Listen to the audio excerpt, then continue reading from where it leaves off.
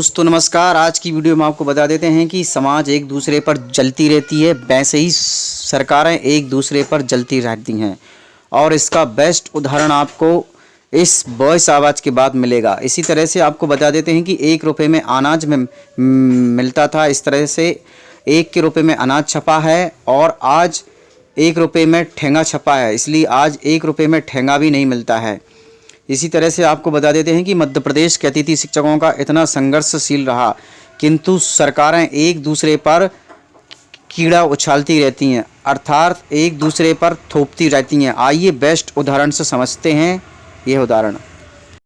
आप देख पा रहे होंगे, दोनों मछलियों को ध्यान से देख पा रहे होंगे। एक मछली दूसरे के ऊपर क्या फेंक रही है। उसी तरह से सरकारें एक दूसरे के ऊपर एक दूसरे की बुराई थोपती रहती हैं। ये देखिए, आप देख पा रहे होंगे। इसी तरह से हमारे मध्य प्रदेश के अतिथि शिक्षक किसके पास जाएं, क्योंकि सरकारें एक दूसरे की बुराई करने में लगी हुई हैं और हमारी ओर कोई ध्यान नहीं दे रहा है।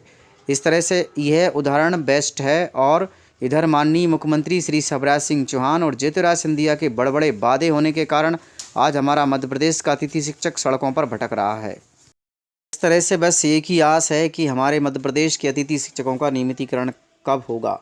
अतिथि शिक्षकों की एक ही मांग है कि हमारे मध्य प्रदेश के 52 जिले अतिथि शिक्षकों का नियमितीकरण हो और हमारी इसके अलावा कोई मांग नहीं है। माननीय मुख्यमंत्री जी, मामा जी, हमने आप लोगों से बस एक ही विनती की थी, जो कि आप आज तक आपने नहीं निभाई और आज आपको मुख्यमंत्री बने कम से कम 20 से 25 साल हो गए और हमारे मध्य प्रदेश के अतिथि शिक्षकों को 15 साल अतिथि शिक्षकों के रूप में पढ़ाते हुए हो चुके हैं। आपने यह अतिथि शिक्षक बीज 2009 में बोया था और 2022 में जाके आज तक आपने कुछ नहीं किया।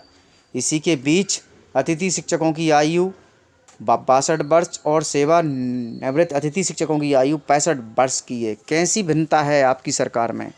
थोड़े बहुत हमारे मध्य प्रदेश के अतिथि शिक्षकों के बारे में सोचा होता तो आज हमारा मध्य प्रदेश का अतिथि शिक्षकों की स्थिति ठीक होती, पर आप हमारे मध्य प्रदेश के अतिथि शिक्षकों के बारे में सोचते ही नहीं हैं। सिर्फ और सिर्फ आप अपने कार्यक्रमों के बारे में सोचते हैं, आज यहाँ कार्यक्रम में जाना है, कल वहाँ कार्यक्रम में जाना है। क्यों भाई, जब मध्य प्रदेश के अतिथि शिक्षकों से वोट चाहिए होता है तो आप उनके ज्ञापन आराम से ले लेते हो और देने के बदले आप चुपचाप रहते हो, मौन हो जाते हो। आपको सिर्फ अपने वोट चाहिए और अपनी सत्ता चाहिए, अपनी कुर्सी चाहिए, इसके अलावा मध्य प्रदेश के अतिथि शिक्षकों को कुछ नहीं देना चाहते हैं। मान सकते हैं कि अतिथि शिक्षकों से भूल हुई है, इस भूल का मतलब ये तो नहीं है कि उनको गलती की सज़ा पे सज़ा दी जाए। नितिन गडकरी के कार्यक्रम में मध्य प्रदेश के अतिथि शिक्षकों ने अपना हक ही तो मांगा था आपसे, और क्या मांगा था। कुछ आपसे ऐसा कुछ नहीं मांगा जो कि इस गलती की सज़ा आपने मध्य प्रदेश के अतिथि शिक्षकों को दी है। शायद ये अतिथि शिक्षक भी कुछ सोचकर रखे हैं। माननीय मामा जी, आप जब आपके आगे डबल माँ लगाए मामा, जब हम मांगेंगे क्यों ना, आपका नाम शिवराज है, साक्षात भोलेनाथ से मांगेंगे क्यों नहीं देंगे। हम आपकी सरकार अतिथि बना देंगे। हमारा आप नियमितीकरण कीजिए। जैसे हरियाणा है, पंजाब है, हिमाचल प्रदेश है, उनमें 2014 में आपने गुरुजी ने कहा ऐसी नीति बनाकर हमें भी नियमितीकरण कीजिए। आपसे हमारा विनम्र अनुरोध है। मैं जयनारायण शर्मा, अतिथि शिक्षक लठेल। हम दूसरों के बच्चों का भविष्य संवार रहे हैं, किंतु हमारा भविष्य अंधकार में। आज हमारी बेटियों से हम जकेंगे कि तुम ठंडा पानी पीकर सो जाओ बेटियाँ, तुम हमारा धंधा। एक मान लो कोई अगर परमानेंट टीचर रह जाता, अतिथि हटा देते, क्या हम डिस्पोजल समझ रहे हैं। मामा जी, हम डिस्पोजल नहीं है, हम पढ़े लिखे हुआ हैं, हम चाहेंगे वो कर देंगे। चल 2023 में अब जो इलेक्शन आ रहा हो, जहाँ में मामा जी हम सब तुम्हारे अतिथि हैं, तुम्हें कोई वोट देंगे यदि आप नियमितीकरण करते हैं। नहीं खुलकर हम दूसरी पार्टी में चले जाएंगे, इसलिए हमें आप नियमितीकरण कीजिए। वेतन नहीं आता है और कहीं कहीं पर स्कूल पर 4 से 6 पीरियड पढ़ाए जाते हैं, कहीं पर 4 पीरियड का वेतन आता है, कहीं पर 6 पीरियड का। तो माननीय सुल्तान सिंह जी शेखावत साहब से विनम्र निवेदन है कि सभी जगह एक समान वेतन प्रदान किया जाए।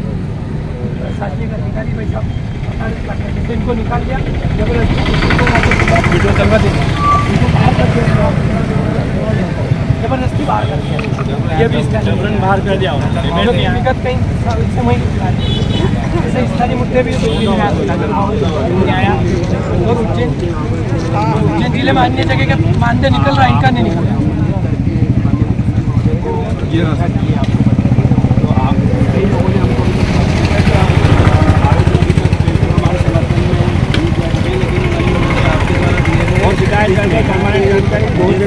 डर बाकी और हटाने का दो की गई और श्री मुख्यमंत्री महोदय ने आपके अनुशंसा करते हुए लेटर लिखा था उससे भी कोई ध्यान नहीं दिया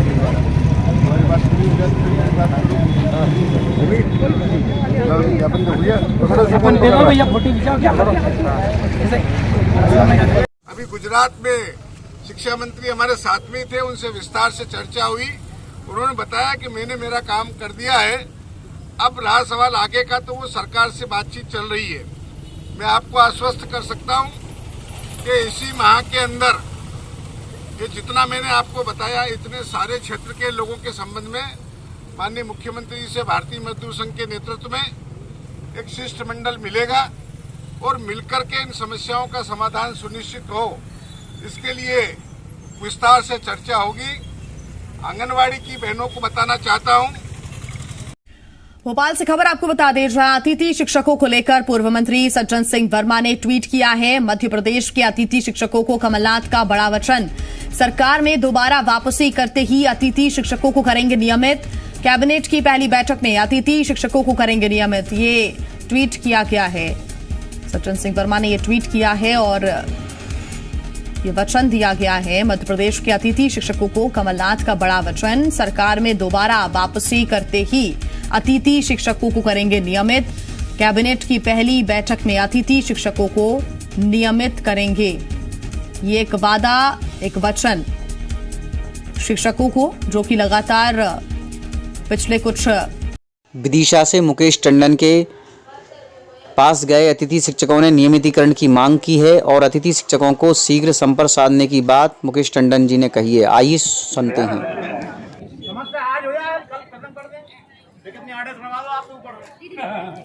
अपनी जिनाइन मांगों को लेकर यहाँ सामूहिक रूप से धरने पर बैठे हुए हमारे सभी भाइयों बहनों, कोरोना काल के चलते हुए 2 साल सरकार रुक गई थी और इन 2 सालों में कोरोना जैसी महामारी में आपने जो मानव जीवन बचाने का काम किया है वो निश्चित रूप से बहुत प्रशंसनीय है और आप सबकी त्याग की भावनाओं को वो दर्शाता है। उसके लिए मैं आप सबका स्वागत करता हूं, आप सबको धन्यवाद देता हूं, क्योंकि आपकी जो सेवाएं हैं वो निश्चित रूप से बाकी सब सेवाओं से हटके हैं। आपकी थोड़ी सी सेवा की कमी से बड़े निर्णय प्रभावित हो सकते हैं। माननीय मुख्यमंत्री जी का प्रयास लगातार है। कोरोना काल के बाद 2 साल के बाद जब सरकार पटरी पे आना शुरू हुई, सबके हितों में वो काम कर रहे हैं। किसान हो, मजदूर हो, व्यापारी हो, कर्मचारी हो, सबके हित सुरक्षित हो जाएं। तो माननीय मुख्यमंत्री जी जैसा संवेदनशील तो कोई आपको नेता मिलेगा ही नहीं। आप सब जानते हैं कि उनकी संवेदनशीलता कितनी है। निश्चित रूप से आपकी मांगों के प्रति भी वो संवेदनशील रहेंगे, मुझे पूरा विश्वास है। मगर मेरा आप सबसे ये अनुरोध है कि आपकी जो सेवाएं हैं एक उचित स्थान पर, मैं भी जहां मेरे को बात करना होगी करूंगा, उचित स्थान पर अपनी बात कहने के बाद आप अपनी सेवाएं जारी रखें। आपके साथ न्याय होगा, ये मुझे पूरा विश्वास है, क्योंकि माननीय मुख्यमंत्री जी ने एक भी ऐसा काम नहीं किया जिससे कभी भी हमारे कर्मचारियों के प्रति अन्याय हुआ हो या कभी कोई बात ऐसी हुई। आप भी अछूते नहीं देने वाले, आप भी अछूते नहीं देने वाले। मुख्यमंत्री जी के राज में देर है मगर अंधेर नहीं है, ये मुझे पूरा विश्वास है।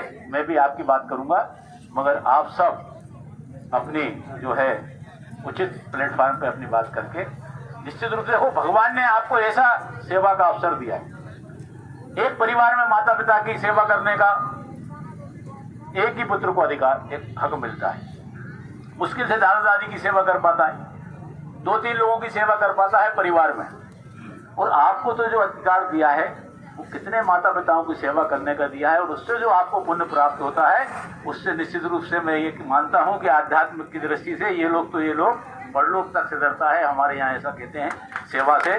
तो निश्चित रूप से आपका जो सेवा का कार्य है वो बहुत ही अनुकरणीय है।